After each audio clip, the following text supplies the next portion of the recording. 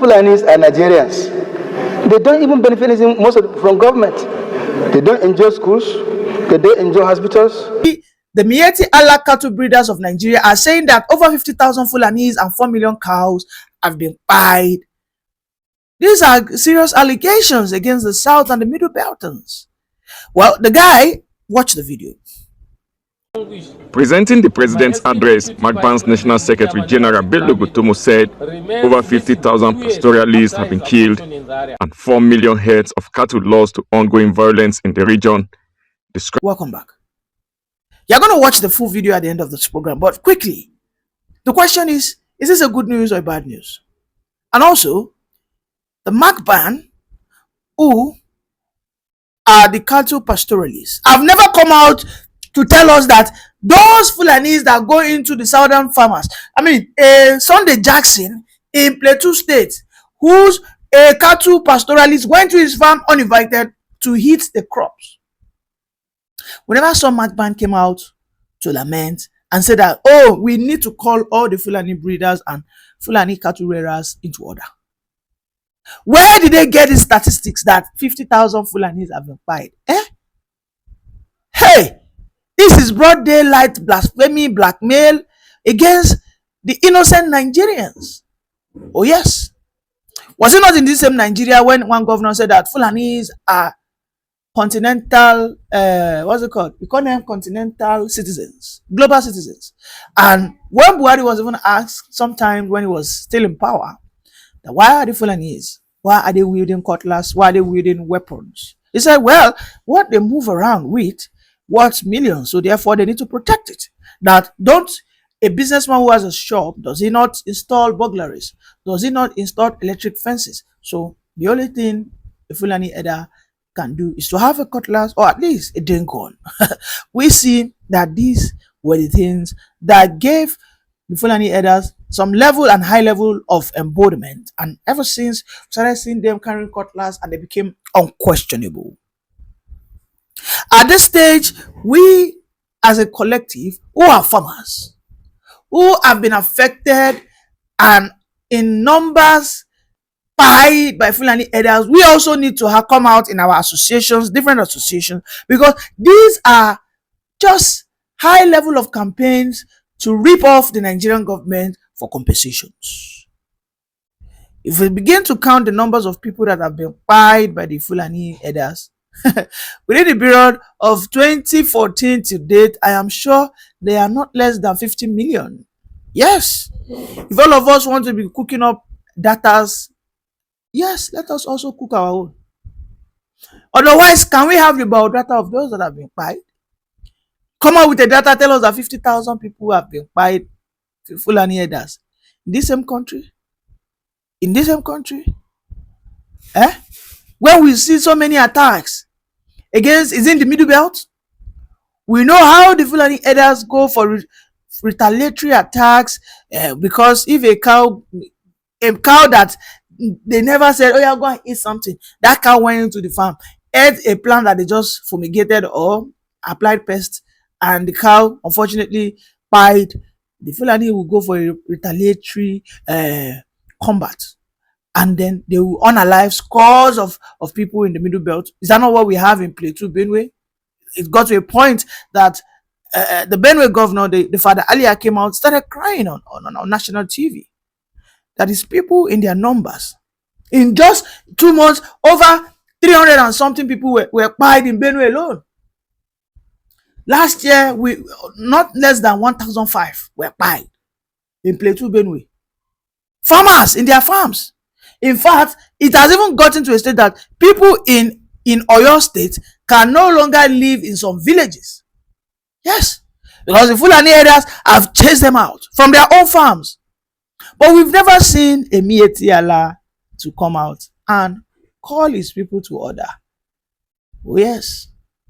I beg, it is only a bastard where we say they go to slap, biting people, go they run. It will get to a point, that point they call it the breaking point, and then you begin to face the monsters that threaten you. I do not first and foremost believe in that data that was presented by that young man. But I know his agenda is clear. They are doing everything to rile up the people. And of course, they want to do that to buy the sentiment of the president, and of course, to threaten the Middlebelt and the collective South. That Shebi una see the number of people I don't buy.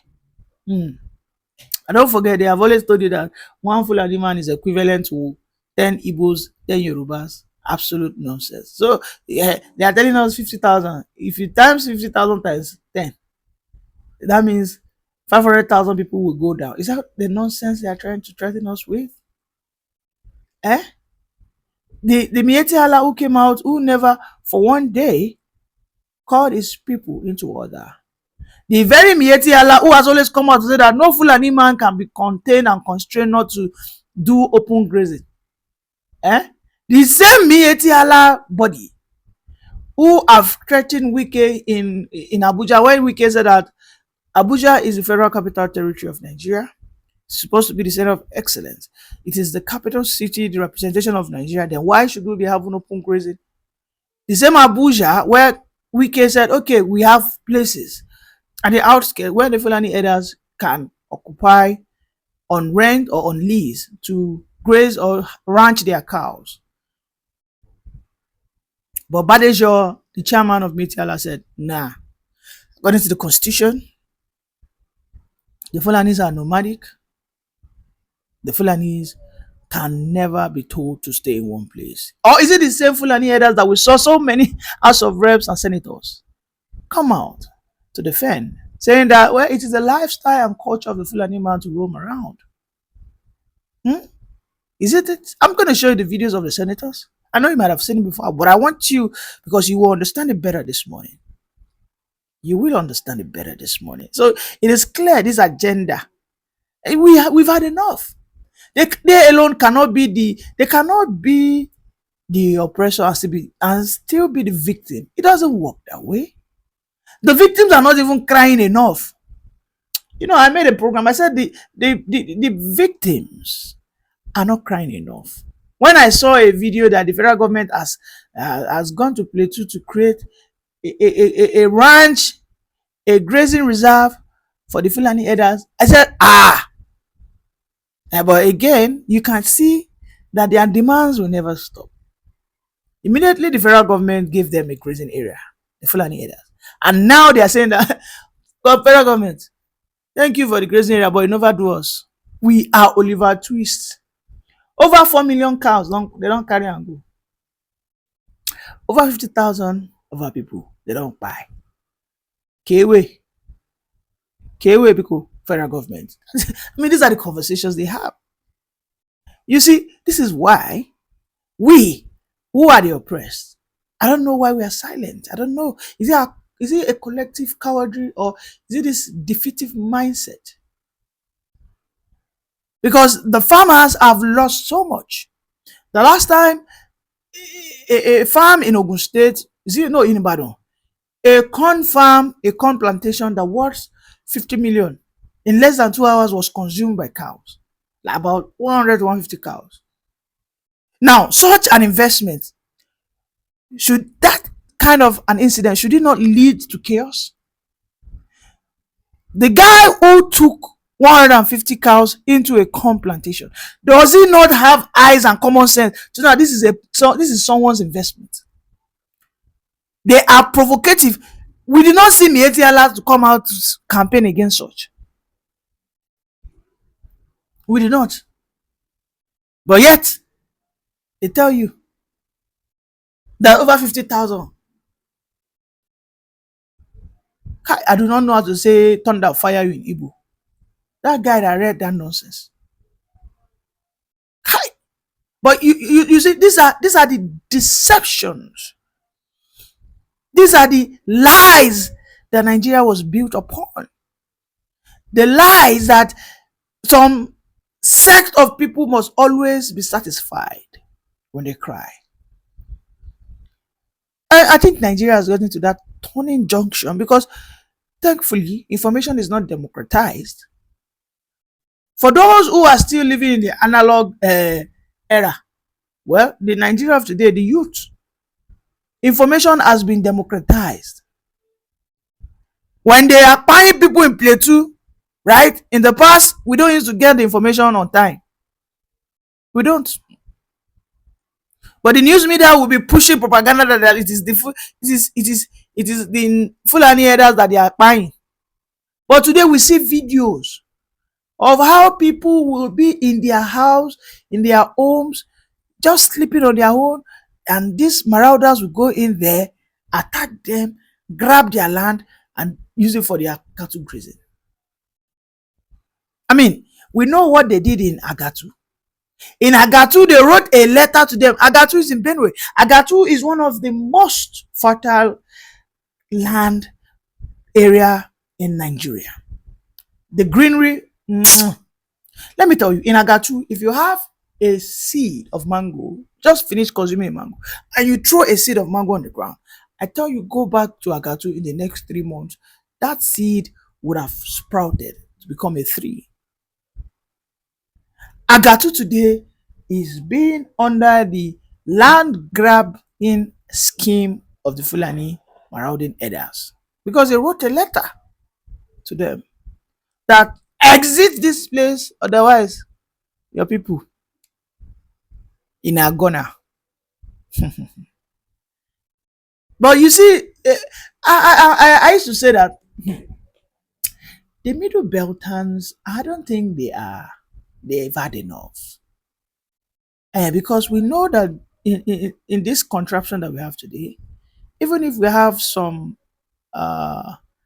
just micro issues of Fulanis in southwest and southeast, but the southwest might be more than southeast. But we know that the middle belt has almost been consumed by this. Why are we not seeing on a daily the middle beltans forum come out to address this issue to the federal government? Are they scared? Have they been defeated? Is that the agenda? Because it is clear that they are in their numbers, multitudes. I mean, some families have literally been wiped out, and yet they're not speaking up. Why? They are leaders in that middle belt. They've sold their people out. The man who is trying to speak up, Tiwa Danjuma was one time a very prominent leader who had the opportunity to restructure this country or push for the restructuring. Today we can see Tiwa Danjuma encouraging his people to wield guns. Then we need more of Tiwa Danjuma. Why is the father Alia? Why is Muftuan Caleb? Why are they not demanding for their people to have right to guns? I mean, this silence from the Middle Belt is troubling to me. And you know, sometimes when I talk about the Middle Belt, it is as if I am crying more than the bereaved. Honestly. Because the people where they buy now you say they claim victim. I mean, take a look at this on the Jackson. Why was there no protest to that effect? Like, this is a guy who tried to defend this.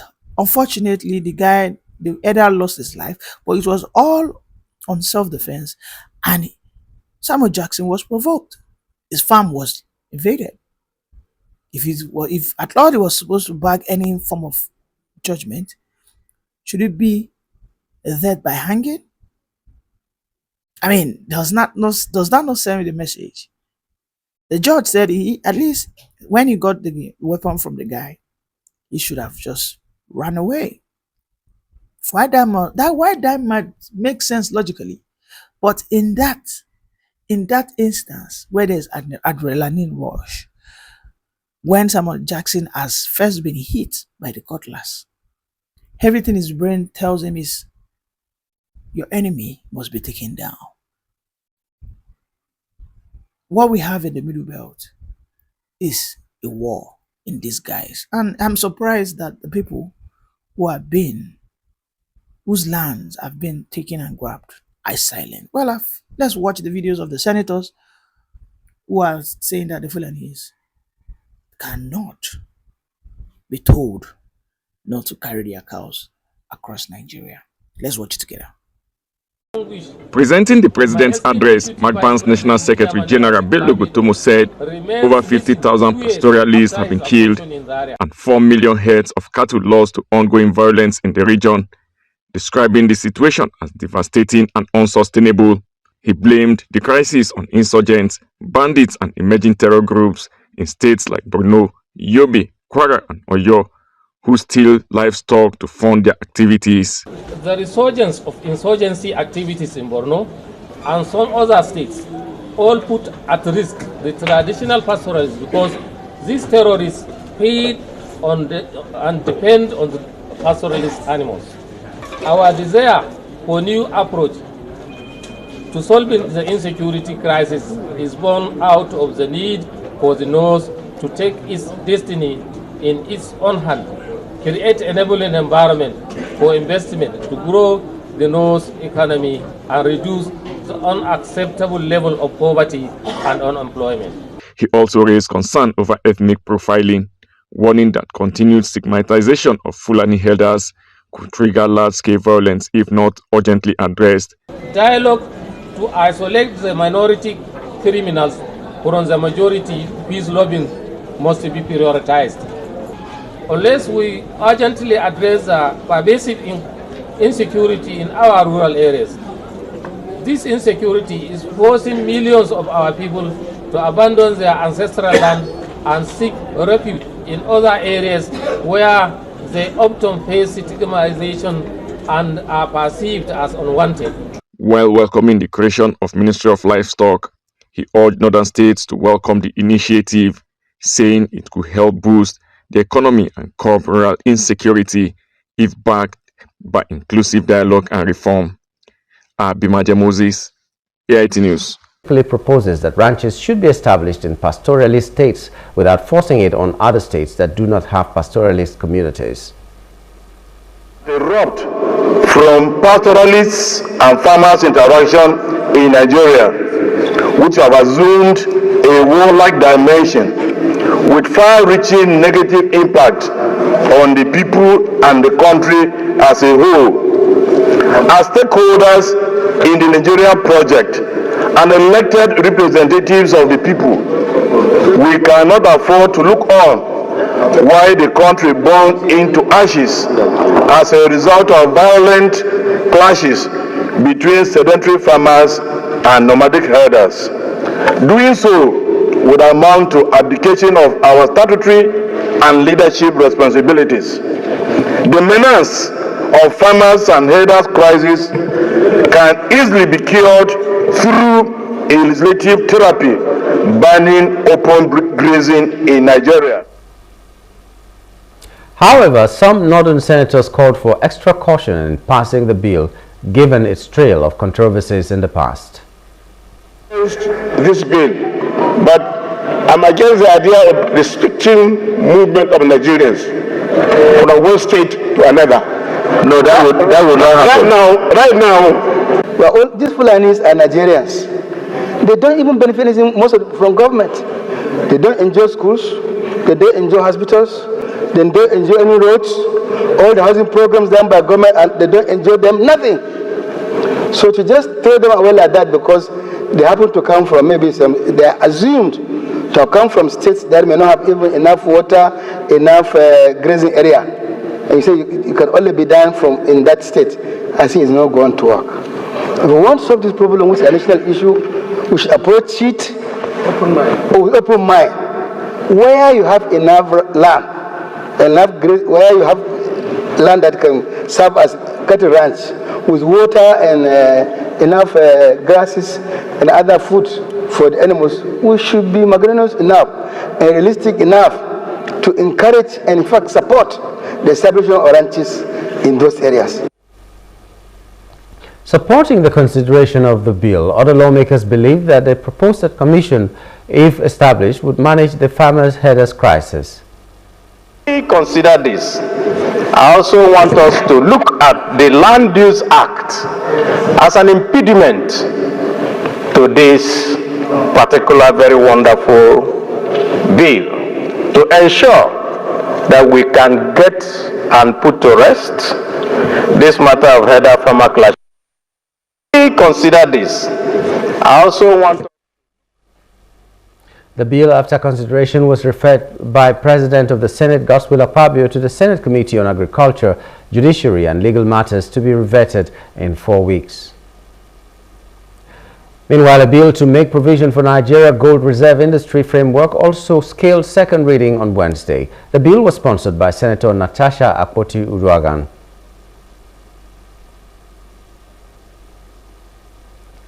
The bill, after consideration, was also referred by the Senate President to the Committee on Solid Minerals, Banking, Finance and Insurance, given 4 weeks to report back to the Senate in plenary.